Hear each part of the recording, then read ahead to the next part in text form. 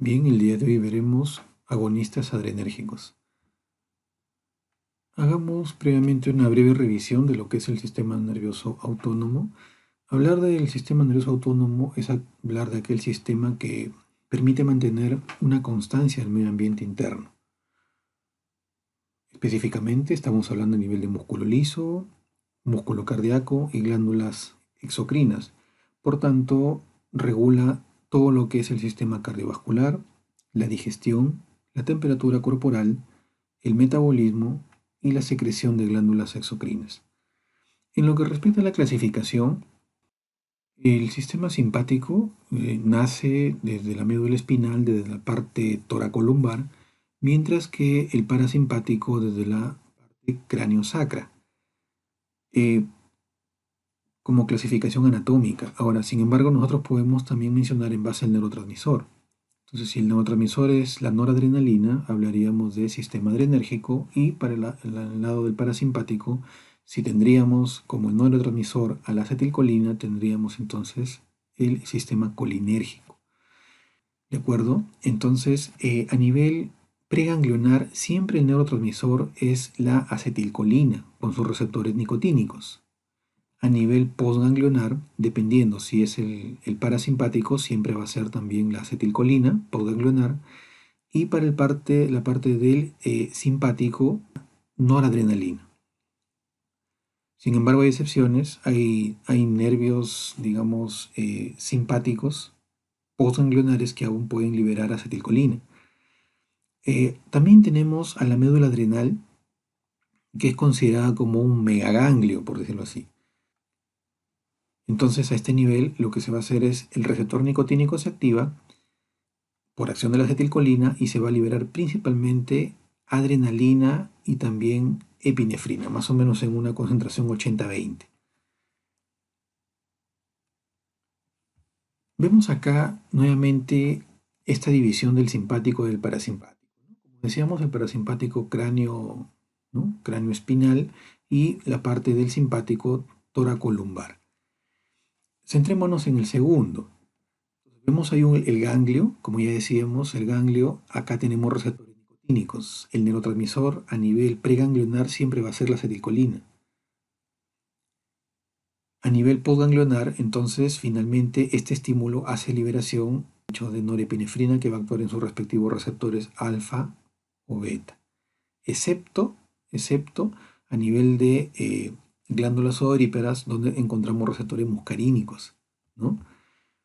Entonces eso sería como una excepción, ¿sí? Entonces ahí tenemos también la médula adrenal, que se encuentra también regulada por receptores nicotínicos, es decir, la acetilcolina activa al receptor nicotínico a nivel de médula suprarrenal, y esta a su vez va a liberar principalmente epinefrina, como ya decíamos, en un 80%. En esta lámina intentamos cómo es que se encuentra distribuido el simpático y el parasimpático en determinado órgano o territorio anatómico. Casi siempre se pueden encontrar ambos sistemas, por decir así, en un 50-50 y antagonizándose. Pero no siempre va a ocurrir así. Hay sistemas, por ejemplo, que son inervados principalmente por un subtipo. Por ejemplo, en el caso de los vasos sanguíneos, básicamente es inervado por el simpático. ¿De acuerdo? A nivel del corazón, ¿no? Como se menciona acá, están los dos, pero la distribución no es homogénea. ¿De acuerdo? Ahora, ¿qué pasa, por ejemplo, a nivel de pulmones? Acá sí el antagonismo es típico, ¿no? El simpático, broncodilatación, disminución de secreciones traqueobronquiales, y el parasimpático, broncoconstricción con aumento de secreciones. Es el típico antagonismo fisiológico. ¿De acuerdo? Pero, por ejemplo, si hablamos de glándulas salivales, en este caso tenemos sinergismo. En ambos, el simpático y el parasimpático, van a aumentar la producción de saliva, sino que la diferencia es en todo caso en el tipo de saliva.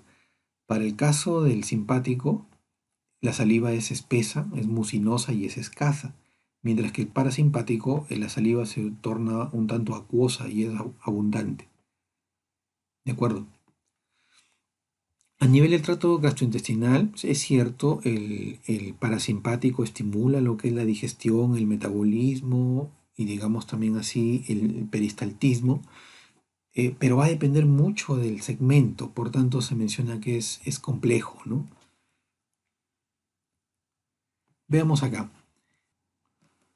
Entonces, la tirosina ingresa en un simporte junto con sodio. Gracias a la enzima tirosina hidroxilasa tenemos a la dopa.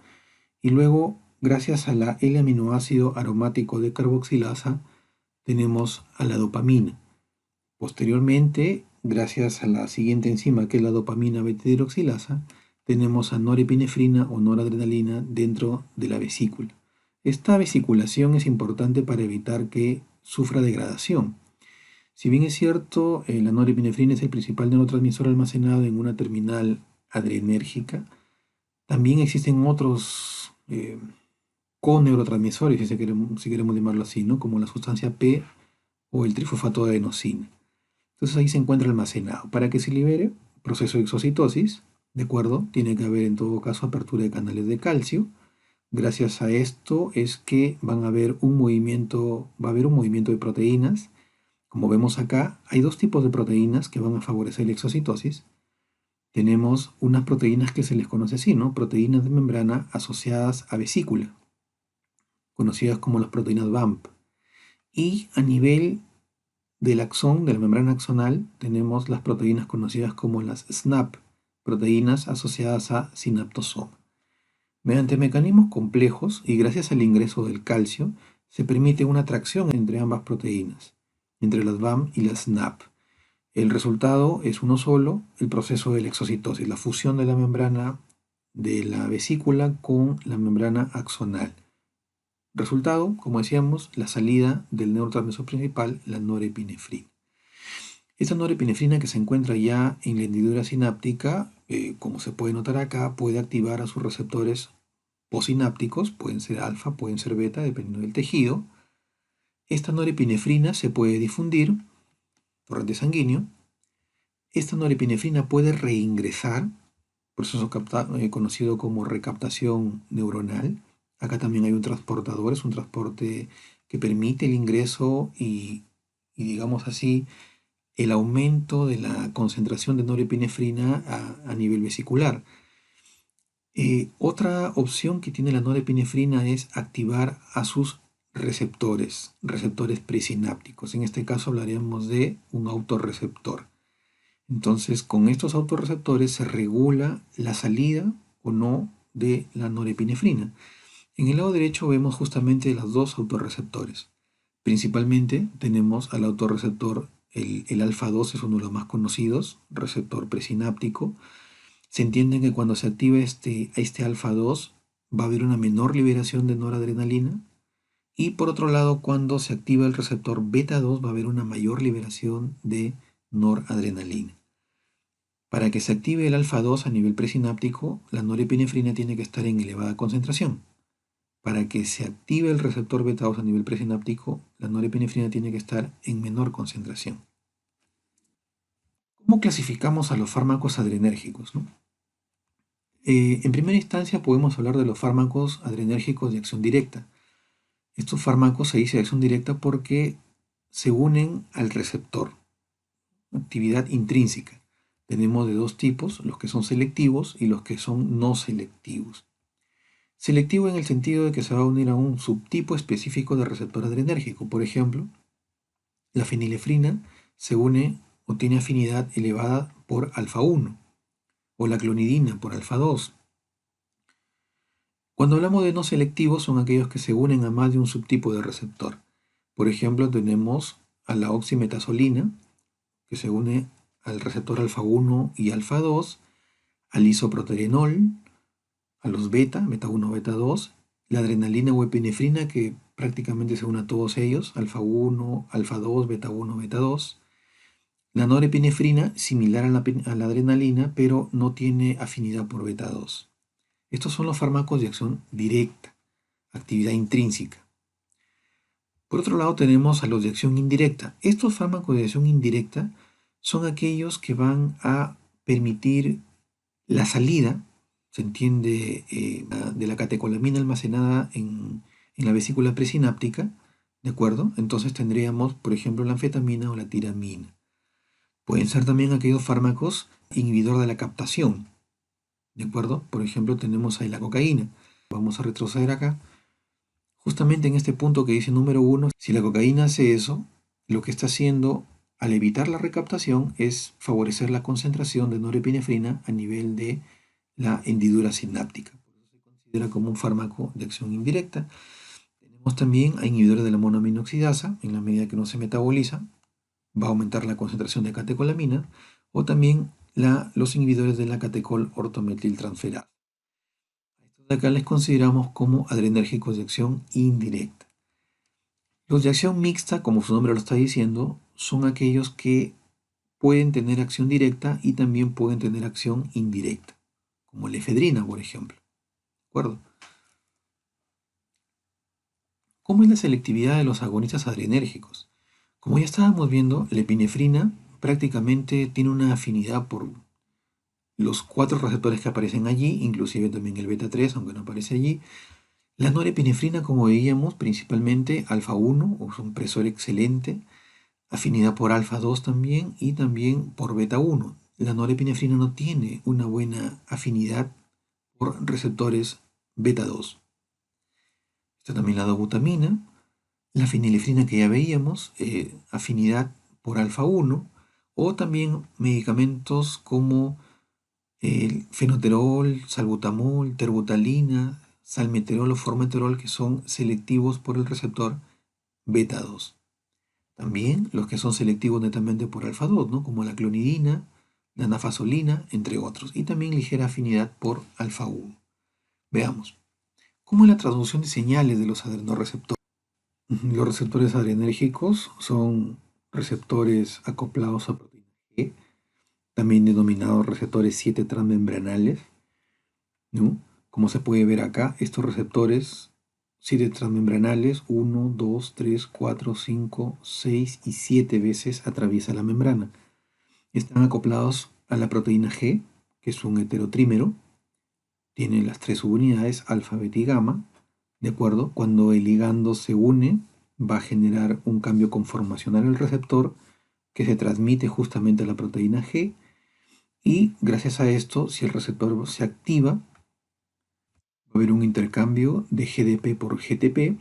Consecuencia de esto es que va a haber un desorden interno en la proteína G y va a haber una desunión.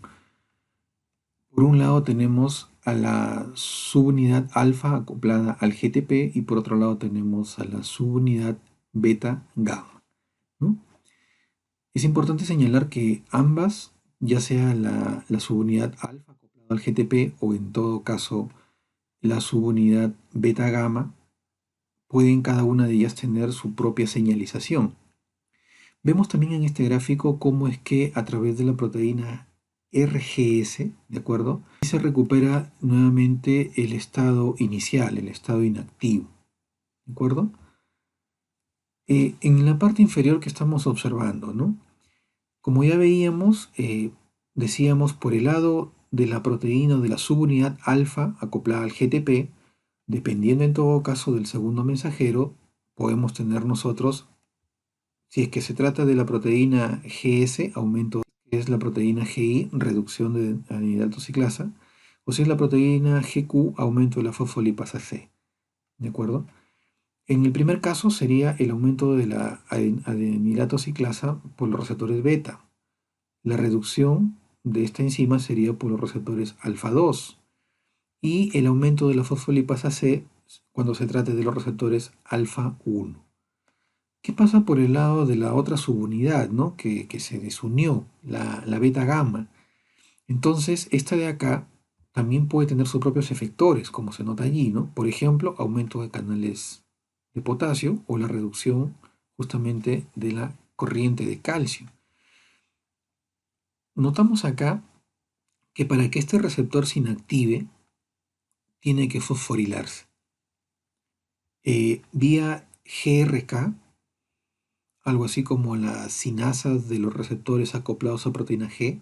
Ahora, sin embargo, ¿qué es lo que sucede con esta restina? Veamos en la parte superior, ¿no? Esta arrestina va a migrar solo si el receptor está fosforilado. ¿De acuerdo? Entonces, la fosforilación principalmente por GRK. Esta beta-arrestina es uno de los principales responsables de la desensibilización a largo plazo de los receptores, mediante un proceso conocido como endocitosis, o sea, el receptor se engloba, se internaliza. Sin embargo, gracias a esta beta-arrestina, es que va a permitir el ingreso de otras proteínas, por ejemplo se observa clatrina, que en conjunto van a permitir señalizar otras vías, como por ejemplo vemos acá la yunquinasa, o también la cascada, digamos así, de la MAP quinasa. Entonces, ¿a qué queremos llegar? Que notemos claramente que cuando se activa un receptor acoplado a proteína G, por ejemplo los adrenoreceptores, tenemos tres tipos de señalización que pueden ser distintas. La señalización vía alfa, la subunidad alfa GTP, la señalización vía beta gamma y la señalización vía beta restina. Resumiendo entonces, tenemos así los receptores beta adrenérgicos acoplados a proteína GS, los receptores alfa 2 adrenérgicos acoplados a proteína GI. Si es que es GS, va a permitir la activación de la tosiclasa de la formación de AMP cíclico. Posteriormente, la sinasa de proteína A o de AMP cíclico va a permitir, digamos, fosforilar enzimas claves para tener la respuesta específica, ¿no? El efecto opuesto se da cuando se activa el receptor alfa 2, va a ser una inhibición de la adenilatosiclasa, ¿no? Con una reducción también de AMP cíclico y de proteína sinasa A. Notar algo interesante para los receptores beta. Sobre todo esta parte RAS que observamos acá se da cuando es la señalización beta gamma y cuando es una activación o un algoritmo continuo. ¿A qué va a conllevar? Va a conllevar a que se active esta sinasa, ¿no? La sinasa de respuesta extracelular. Todo esto de acá va a generar un efecto mitótico, proliferación celular. Es por ese motivo que cuando se activa sobre todo el receptor beta 1 estaríamos hablando de remodelación cardíaca, daño cardíaco a largo plazo. Se cree que el receptor beta 2 sería cardioprotector, pero eso no está establecido. Lo que sí está claro es que el beta 1 sí genera cardiotoxicidad, el agonismo perpetuo. Es por eso que una persona estresada a largo plazo va a tener problemas del corazón, por la remodelación cardíaca, la hipertrofia a nivel del miocardio. Por otro lado, vemos en la parte inferior la activación del receptor alfa 1. Es un receptor acoplado a proteína GQ. Entonces, como tal, segundo mensajero tendríamos tres segundos mensajeros, ¿no? Trifosfatoinositol, diacilglicerol y calcio. ¿De acuerdo? Veamos. Entonces, haciendo un pequeño resumen de los adrenoreceptores, tendremos acá el alfa 1, consecuencia vasoconstricción, incremento de la resistencia vascular periférica y, lógicamente, un aumento de la presión arterial. A nivel urinario, el incremento del cierre del esfínter interno de la vejiga, ¿no? El alfa 2, ya comentábamos hace un momento, es presináptico, pero también puede ser posináptico. ¿De acuerdo? El beta 1 a nivel del corazón principalmente, activación, taquicardia, aumento de lipólisis puede ser también, aunque hablar de lipólisis muchos le atribuyen más que el beta 1 es el beta 3, ¿no? El beta 2, vasodilatación, a pesar de que es GS, vasodilatación. Disminución ligera de la resistencia periférica a nivel del árbol bronquial va a generar broncodilatación. Incremento de la glucogenólisis, eso quiere decir que va a aumentar lo que es la glucosa en sangre. Aumento de la liberación de glucagón y puede a nivel uterino generar relajación, ¿no? Justamente hablábamos de los receptores adrenérgicos beta. Veamos cuáles son las consecuencias metabólicas de esta activación de este receptor. Por ejemplo, ¿no? Tenemos a la adrenalina activando el receptor beta. Es proteína, receptor acoplado a proteína GS, ¿no? Se activa la adenilatoxiclasa, formación de AMP cíclico, se había visto eso ya, y la proteína sinasa A. ¿De acuerdo? Veamos. Esta proteína sinasa a nivel de tejido adiposo, va a permitir la activación de una lipasa, aumentando los ácidos grasos libres. De otro lado, Esta proteinsinasa activa va a permitir, ya sea en el hígado o a nivel muscular, activar algunas enzimas que tienen que ver con la degradación de glucógeno, como se puede notar acá, aumentando los niveles de glucosa. Entonces, podemos notar que tras la activación del receptor beta-adrenérgico, aumenta la formación de ácidos grasos libres y también aumenta el nivel o la concentración de glucosa en sangre. ¿Cuáles son los efectos cardiovasculares de las catecolaminas? Veamos. Comencemos con epinefrina. Tenemos tres variables acá: la frecuencia cardíaca, tenemos la presión arterial y tenemos la resistencia periférica. Veamos con epinefrina. La activación de receptores beta 1 va a conllevar a un aumento de la frecuencia cardíaca. Beta 1, acoplado a proteína GS, ¿no es cierto? Aumento epicíclico, aumento de la frecuencia cardíaca. Es lo que se está observando allí. Siempre con epinefrina, activación de receptores alfa 1, aumento de la presión sistólica.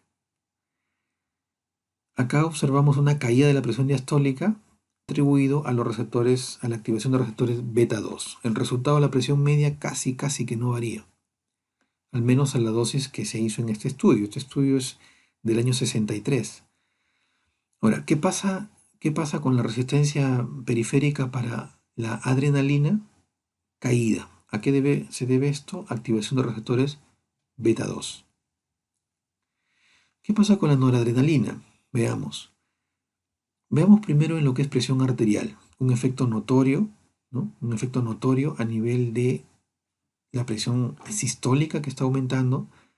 Receptores alfa 1 se están activando allí. Se aumenta la presión sistólica, se aumenta la presión diastólica. Pero se nota más aumento de la sistólica que de la diastólica, con un aumento, si se nota ahí, de la presión media. ¿Qué pasa con la frecuencia cardíaca? Hay una caída. No es que la norepinefrina no active receptores beta 1, sí los activa, sino que esta caída se debe a un varorreflejo. Como aumenta sosteniblemente la presión sistólica, es que hay una modulación a través de varorreceptores y hay una liberación de una respuesta vagal, un reflejo vagal. Eso hace que la acetilcolina a nivel de receptores M2 genere la caída de la frecuencia cardíaca o de la actividad cardíaca. Es lo que se está observando allí con norepinefrina. Y a nivel de resistencia periférica notamos el efecto netamente alfa 1, ¿no? Mientras que para adrenalina el efecto era beta 2. ¿De acuerdo? Se complementa ahí con el isoproterenol, actividad netamente beta adrenérgica, no tiene actividad alfa principalmente. Entonces frecuencia cardíaca es la que más aumenta, ¿de acuerdo? La presión arterial asistólica ligeramente aumenta, entonces por un efecto básicamente por el aumento de la actividad cardíaca hace que aumente ligeramente la presión sistólica. Y la presión diastólica está cayendo por la activación de receptores beta 2, al igual que la resistencia vascular periférica, ¿no? En el lado izquierdo observamos justamente cuáles son los efectos comparativos entre adrenalina y noradrenalina. Como podemos ver, se está resumiendo, la adrenalina aumenta la frecuencia cardíaca, la norepinefrina no, o en todo caso la disminuye. Volumen sistólico y similar para los dos, el gasto cardíaco está aumentado con la adrenalina, la norepinefrina no tiene efecto o en todo caso lo reduce, según lo que veíamos en el gráfico, ¿no? Arritmias, ambas son arritmogénicas, ¿no? Flujo de sangre coronario, similar para ambas. Y miremos a nivel de presión arterial, ¿no? Presión arterial, ambas pueden aumentar la presión arterial, como se estaba notando allí, aunque en el gráfico observamos un poco más para norepinefrina que para epinefrina. La presión media, más notorio con norepinefrina, y la arterial diastólica se puede notar ahí con norepinefrina, ¿no? Entonces, son los efectos diferenciados de las catecolaminas a nivel cardiovascular. Y eso en parte puede explicarse justamente por la actividad sobre los receptores, ¿no? Si nos damos cuenta, ambos tienen actividad semejante hacia los receptores alfa 1, pero la epinefrina tiene más actividad sobre el receptor beta 1 y el beta 2 que la norepinefrina. Revisemos algunos datos de la adrenalina que se utiliza a nivel clínico, preparado parenteral, ¿no? Vienen ampollas de 1 miligramo por mililitro. Ya veíamos la afinidad de los distintos tipos de receptores que tiene la adrenalina, ¿de acuerdo? Los usos principales de este medicamento, como vemos, básicamente resucitación cardiopulmonar, parada cardíaca, shock, broncoespasmo y sobre todo reacciones anafilácticas. ¿Cuáles son las dosis que suelen utilizar? Depende. Si es una reacción anafiláctica, por ejemplo, el paciente todavía está consciente, se elige la vía subcutánea o la vía intramuscular. Adultos 0,5 miligramos. Si son niños 0,01 miligramos por kilogramo. Si es que el paciente ya pierde la conciencia, o sea, estamos hablando de una reacción anafiláctica grave, entonces la vía que se escoge es la vía intravenosa, ¿no? Efectos adversos que son esperables, los efectos adversos a nivel cardiovascular, taquicardia, hipertensión, ¿no? Edema, puede haber ansiedad, temblor, agitación, ¿no? La adrenalina. Veamos qué pasa con la nafasolina. La nafasolina viene en dos presentaciones, como gotas para, ¿no? intranasal o también gotas oftálmicas. Entonces recordar que la nafasolina es un agonista solamente para los alfa 1 y alfa 2. Entonces, ¿cuál es su uso principal? Como descongestivo de las mucosas, ¿no? Al generar vasoconstricción va a reducir la hiperemia. ¿De acuerdo? Por tanto, se utiliza justamente para casos de congestión nasal de origen inflamatorio, alérgico o traumático, ¿no? Va a permitir también a nivel ocular un alivio, ¿no? De lo que es el enrojecimiento por alergias, por resfriados, quizás por polvos, o en la piscina quizás el agua tiene mucho cloro, o por el uso de lentes de contacto, muy utilizado, ¿no? Efectos adversos que pueden ocurrir, escozor, ¿no? Sequedad o sensación de quemazón. Hay un detalle, congestión de rebote que puede generar, ¿no? Con la utilización continua y excesiva. Irritación de la conjuntiva, hiperemia, ¿de acuerdo? De que es probable que se absorba y genere efectos sistémicos es muy raro, salvo que se utilice demasiadas gotas, ¿no? Entonces se puede convertir en una vía de administración sistémica. Si fuera así, cefalea, temblores, trastornos del sueño, nerviosismo, ¿no? Taquicardia posiblemente, ¿no? Eh, ¿Qué precauciones tienen que tenerse con el uso de este medicamento, ¿no? Minimizar el riesgo de congestión, ¿no? De rebote, ¿cómo se puede conseguir eso? No utilizar más allá de 3 o 5 días. Precaución de uso también en personas que tienen problemas coronarios o tienen hipertensión, como se puede notar, o angina de pecho, hipertiroidismo, diabetes o glaucoma, ¿no? También en pacientes que estén en tratamiento con inhibidores de la monoaminoxidasa.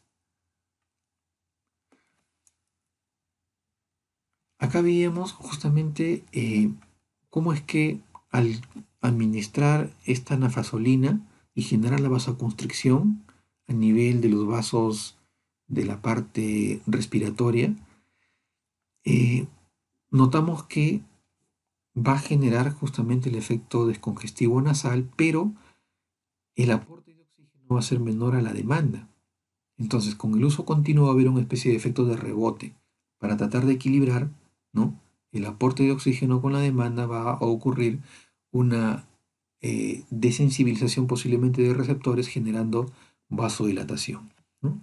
Por tanto, este medicamento, si se usa para casos de rinitis, no debe usarse más allá de 5 días para evitar justamente este efecto de rebote. El salbutamol se identifica claramente como un medicamento de uso en casos de asma bronquial. Es su uso principal. Viene como aerosol, viene como ampolla para casos graves. ¿De acuerdo? Entonces, ahí tenemos principalmente uso asma bronquial, ¿no? Sin embargo, también puede utilizarse en EPOC, ¿no?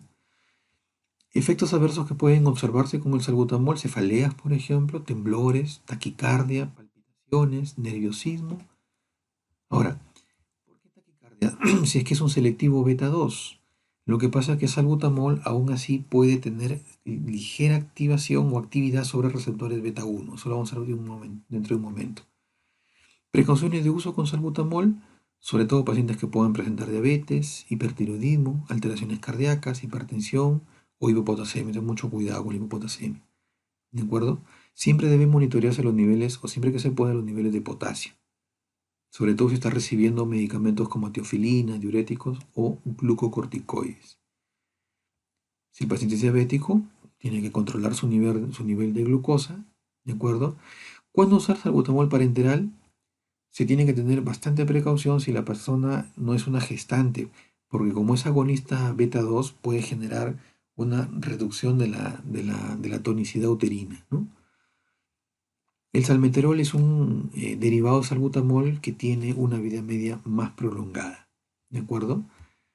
El salbutamol se puede utilizar bajo dos formas, ya sea mediante el polvo presurizado, ¿de acuerdo? Cada dosis o cada flush van a ser 100 microgramos, de acuerdo en cada uno de ellos.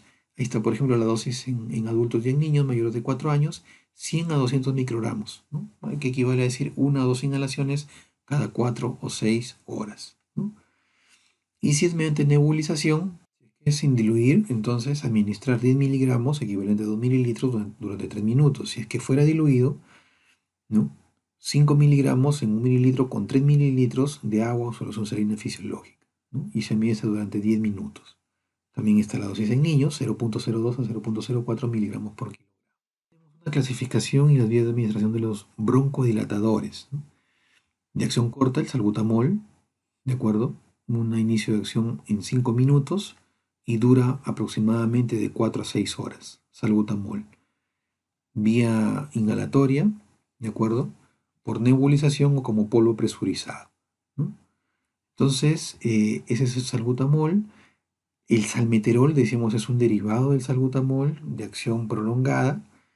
Bueno, también están los anticolinérgicos, agonistas beta-2 adrenérgicos aunados con anticolinérgicos, aunque muy pocos utilizan los anticolinérgicos como broncodilatadores en pacientes con asma.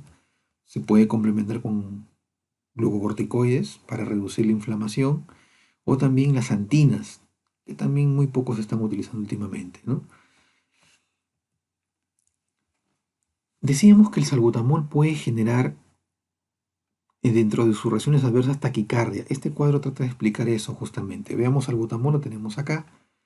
Todos son broncodilatadores por el efecto beta 2, se entiende, pero veamos la afinidad que tiene salbutamol y todos los demás broncodilatadores sobre los receptores beta 1. Notamos que aún así, si bien es cierto, la mayor afinidad es por el beta 2, pero aún así también se mantiene una leve afinidad por receptor beta 1. Eso puede explicar por qué en personas susceptibles como niños o adultos mayores, la ingesta de salbutamol, por ejemplo en vía oral, puede generar taquicardia. Esta selectividad se puede perder si se aumenta la dosis, hay que tener mucho cuidado, y sobre todo si el paciente es cardíaco. En una crisis asmática, ¿qué se suele utilizar? Por ejemplo, tratamiento de primera línea, como veíamos, salbutamol, un agonista beta-2 adrenérgico, salbutamol, ¿de acuerdo? Si es que el asma es moderada y grave, adicionar glucocorticoides, de preferencia por vía parenteral. Y si el asma es demasiado, el cuadro no responde, tiene que ser adrenalina por vía parenteral, subcutánea o intravenosa, o también salbutamol por vía intravenosa. Ambos casos son medicamentos, cuando van por vía intravenosa, son medicamentos que tienen que tenerse bastante vigilancia. Resumiendo entonces, ¿cuáles son los usos terapéuticos de los fármacos adrenérgicos? Va a depender si son catecolaminas o no catecolaminas. En líneas generales, las catecolaminas tienen un inicio de acción rápido, la duración no es tan prolongada, no se pueden utilizar por vía oral y como tienen el grupo catecol, no tienen una buena penetración por barrera hematoencefálica. Mientras que las que no son catecolaminas, de acuerdo, su acción es más prolongada, suelen ser más lipófilas, ¿de acuerdo? Y pueden atravesar también barrera hematoencefálica. Como vemos acá, ya resumiendo, la adrenalina en asma veíamos, puede utilizarse también en el tratamiento de glaucoma de ángulo abierto, en shock anafiláctico. También se vienen los preparados en los anestésicos locales viene junto el anestésico local con adrenalina. La adrenalina al generar vasoconstricción va a evitar que el anestésico local se absorba, por tanto va a prolongar la duración de la acción. Isoproterenol, aunque no es muy utilizado, como dice ahí, broncodilatador, ¿de acuerdo? En caso de asma, estimulante cardíaco por el efecto beta 1, ¿de acuerdo? Para el lado de la fenilefrina, ya veíamos, descongestivo nasal, ¿de acuerdo? La clonidina, tratamiento de hipertensión, ¿de acuerdo? Y los agonistas beta 2 como el buterol o el salbutamol, ¿no? La ritodina, terbutalina, netamente justamente en casos de broncoespasmo. La efedrina, al igual que la anfetamina, al ser lipófilos atraviesan barrera hematoencefálica y pueden tener un efecto estimulante a nivel central, aparte de tener el efecto, como vimos, puede tener el efecto broncodilatador o también descongestivo nasal. Entonces, muchos de los medicamentos adrenérgicos que atraviesan barrera hematoencefálica pueden activar receptores adrenérgicos a nivel central y pueden generar un efecto estimulante. Aumenta las ganas de competir, mejora el rendimiento. Es por eso que eh, consumir este tipo de medicamentos en un deporte de competencia, por ejemplo, es ilegal, ¿no? Es ilegal. Es más, ¿no? Están prohibidos medicamentos tipo antigripales que contienen justamente los medicamentos que vimos hace un momento,